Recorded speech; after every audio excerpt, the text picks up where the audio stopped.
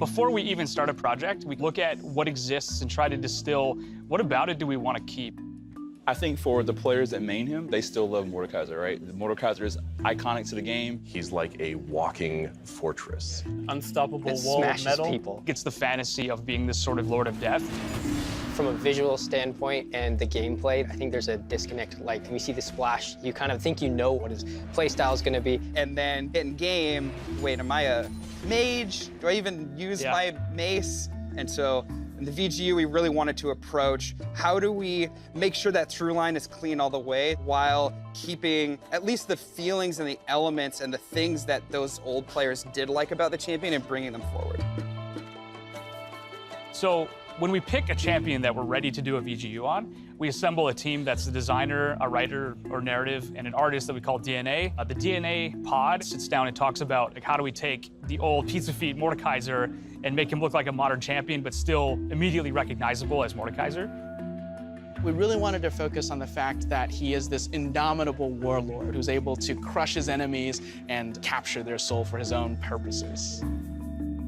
This was sort of an earlier stage, just trying to figure out the shape of Mordekaiser, what was the key visual motifs. And that's where we came up with the idea of making it like architecture. We looked at his entire kit very, very closely to see if there's anything we should bring forward, like the ultimate. Mordekaiser's old ultimate was he would kind of put a debuff on a target, and if the target died while that debuff was on them, then Mordekaiser kind of captured their ghost. He basically becomes a two-man army at that point. And though that is cool, it doesn't really fit with what somebody with a big mace wants to do. It still takes away from the thing that you want to do with him, which is to dominate people with Mordekaiser, not have Mordekaiser command someone else to dominate.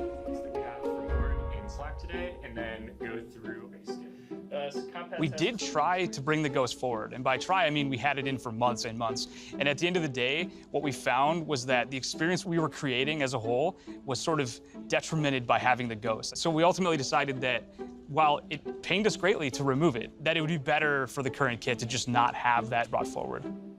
Overall, we wanted to deliver on like the core of what we believe Mordekaiser to have been all along, which is this like death archon. In this particular case, I think you could represent Lord of Death anywhere on the kit, but the obvious spot to attack from is the ultimate. So it's with the ultimate that we're like, how can we create this story in League of Legends in a matter of seconds? So Mordekaiser's current background, Mordekaiser is interested in seizing the souls of the living to help him build the afterlife that he was denied. So he's constructing his own death realm. In terms of gameplay, Mordekaiser can choose a victim to bring with him to the death realm, and they are cut off from their teammates completely. So the Death Realm is just another interaction layer of the game. So I can't see anybody in the Summoner's Rift layer, and no one in the Summoner's Rift layer can see me in the Death Realm layer. So now all of the things about using my teammates, getting knockups or heals or stuns, or all that stuff is gone. It's me versus Mordekaiser, Mordekaiser versus me.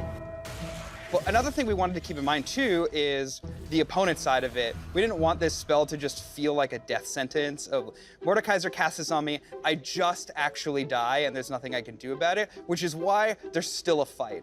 There's really cool plays of flashing over a wall to get away from him, or if you are really crafty, kind of outsmart him, and having that goal can allow the enemies who get pulled into the death realm to still have a fighting chance against him. I feel like with the update, this is a great opportunity for us to sort of reintroduce League of Legends players to Mordekaiser. And for the players out there who really, really like old Mordekaiser, my hope is that we have considered those players as much as we can, and that we have brought forward the best version of the champion that we can deliver to as many players as want to play it, like feeling like they get to be this Death Lord juggernaut. The power of the mace smashing their opponent, and then the ability with that ultimate to say to your opponent, there is no escape from Mordekaiser.